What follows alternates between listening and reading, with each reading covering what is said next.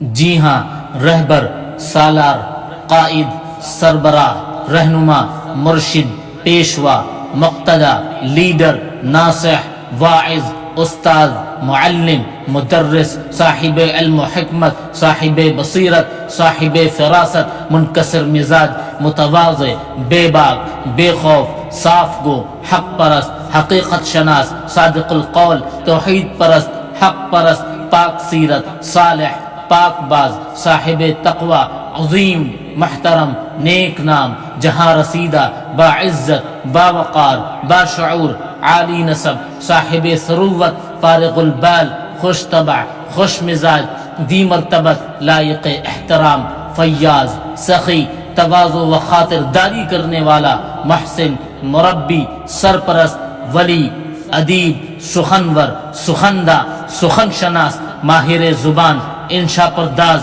مصنف، عالم، فاضل، مفسر، محدث، صدر جمعیت علماء ہند و استاذ دار العلوم دیوبند و صدر المدرسین دار العلوم دیوبند، امیر الہند حضرت مولانا سید ارشد مدنی ابن مجاہد آزادی ہند شیخ الاسلام حضرت مولانا حسین احمد مدنی ہوں۔ میری پیدائش سرزمین علم و ہنر، گہوارہ علم و ادب سرزمین دیوبند میں آزادی ہند سے 6 سال قبل مجاہد آزادی ہند سرخیل علماء دیوبند اسیر مالٹا حسین احمد مدنی کے یہاں سن 1360 ہجری بمطابق سن 1941 میں ہوئی۔ تعلیم کا آغاز 5 سال کی عمر میں کیا۔ استاذ اول مولانا قاری اصغر علی صاحب تھے۔ 8 سال کی عمر میں قرآن کریم حفظ کر لیا اور آسام کے باس کنڈی میں حضرت والد محترم کو پہلی محراب سنایا۔ عربی تعلیم کا آغاز سن 1955 سے ہوا۔ دارالعلوم دیوبند میں سن 1959 میں داخلہ لیا،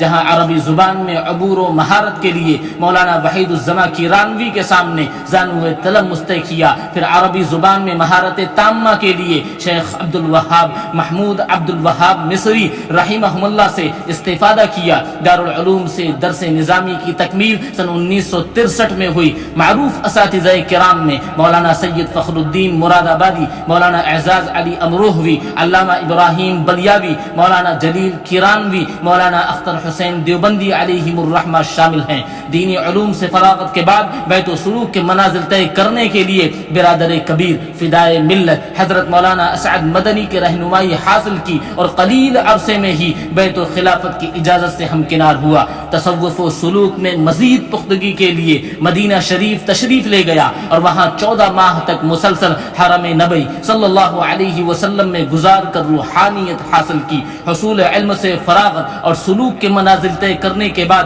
سن 1965 میں مدرسہ قاسمیہ گیا بہار سے اپنی تدریسی زندگی کا آغاز کیا اور نو نہالان ملت کو علوم نبوی کے چشمہ حکمت و معرفت سے سیراب کرنا شروع کیا۔ سن 1969 میں فخر المحدثین کے ایما و ارشاد پر جامعہ قاسمیہ شاہی مراد آباد کی منصب تدریس پر فائز ہوا۔ سن 1982 میں ارکان شورا کی دعوت پر دارالعلوم دیوبند کی مسند تدریس سنبھالی۔ اس وقت سے آج تک تقریباً 41 برس سے ایشیا کی عظیم اسلامی یونیورسٹی اور مسلمانان ہند کے فخر و آبرو دارالعلوم دیوبند میں حدیث شریف کا درس دے رہا ہوں۔ اس درمیان دارالعلوم دیوبند میں نائب ناظم تعلیمات کا عہدہ بھی بحسن خوبی سنبھالا اور دارالعلوم کے تعلیمی و تربیتی میدان میں کارہائے نمایاں انجام دیا۔ 23 مارچ سن 1982 کو قضیہ دارالعلوم پیش آیا اور دارالعلوم 2 حصوں میں بٹ گیا۔ سن 1984 میں جمعیت کی مجلس عاملہ کا رکن بنایا گیا۔ سن 2006 میں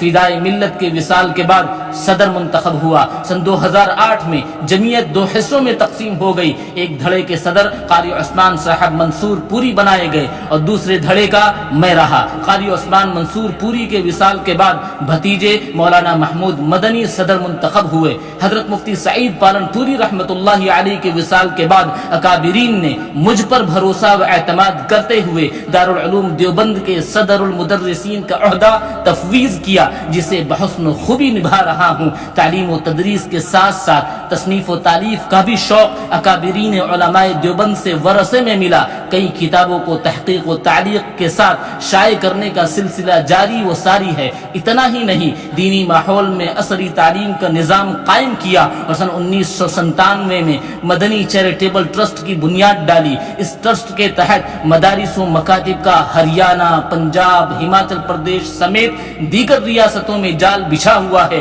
جہاں سے بڑی تعداد میں تشنگان علوم دینیہ و عصریہ فیض یاب ہو رہے ہیں۔ ہاں، میں وہی مولانا سید ارشد مدنی ہوں جو مسلمانان ہند کی آواز ملک بیرون ممالک میں انتہائی بے باکی کے ساتھ اٹھاتا رہتا ہوں۔ ملک کی اقلیتوں بشمول مسلمانوں کو جمہوری حق دلانے کے لیے ہمیشہ کوشاں رہتا ہوں۔ عمر کے اس پڑاؤ میں بھی مسلسل فکر مند رہتا ہوں۔ مسلمانوں کے تحفظ و بقا کے لیے حکومت وقت، ارباب اقتدار، RSS لیڈران سے ملاقاتیں تک کر چکا ہوں۔ ہاں، میں وہی ارشد مدنی ہوں جس نے 12 فروری کو دہلی کے رام لیلا میدان میں جمعیت علماء ہند کے 34ویں اجلاس عام میں مسلمانان ہند اور سربراہان مذاہب و مسالک سے طویل خطاب کرتے ہوئے اللہ، اوم، آدم، منو کو ایک بتایا۔ منو کی تعلیمات کو خالص توحید پر مبنی قرار دے کر گھر واپسی کا نعرہ لگانے والوں کو کرارا جواب دیتے ہوئے کہا کہ اگر گھر واپسی ہی کرنی ہے تو انہیں کرنی چاہیے۔ ہم تو پہلے ہی سے منو کی چوکھٹ پر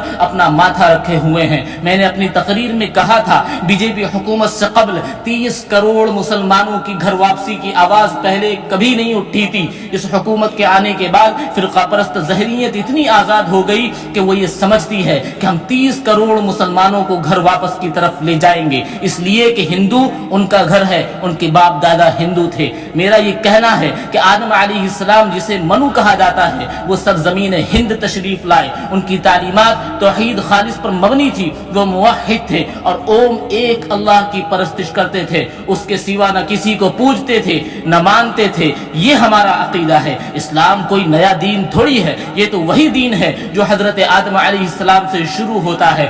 آدم سے لے کر نبی آخر الزمان صلی اللہ علیہ وسلم تک دین ایک ہی ہے، اور آدم علیہ السلام ہمارے پوروج تھے، ہمارے آباء و اجداد تھے، ہمارے ہی نہیں بلکہ تمام انسانوں کے منو آدم آباء و اجداد ہیں۔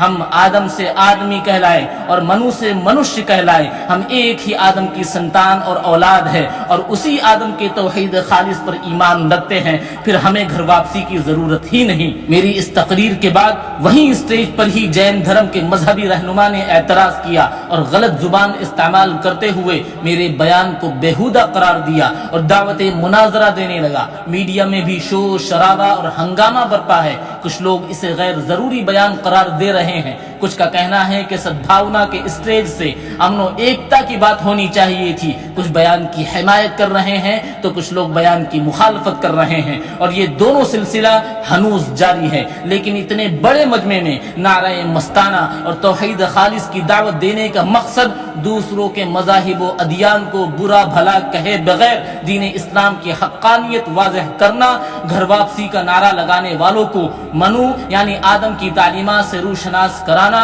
اور ملک میں زہریلی آواز کو دبانا، امن و امان کی فضا برقرار رکھنا، غیر ضروری چیزوں میں الجھنے کی بجائے درست سمت میں سوچنے کی راہ فراہم کرنا تھا، اور میں الحمدللہ اپنے مقصد میں 100% کامیاب ہوں۔